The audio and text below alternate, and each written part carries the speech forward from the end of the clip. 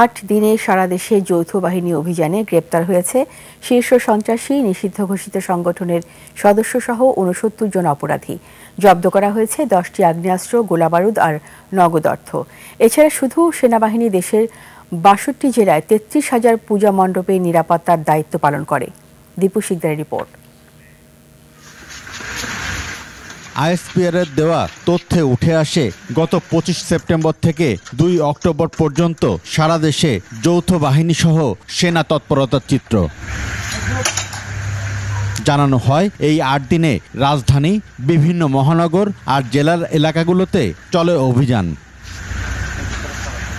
ওই সময়ে শীর্ষ সন্ত্রাসী নিষিদ্ধ সংগঠনের সদস্য, অস্ত্র ও মাদক ব্যবসায়ী সহ বিভিন্ন অপরাধের অভিযোগে গ্রেফতার করা হয় ৬৯ জনকে।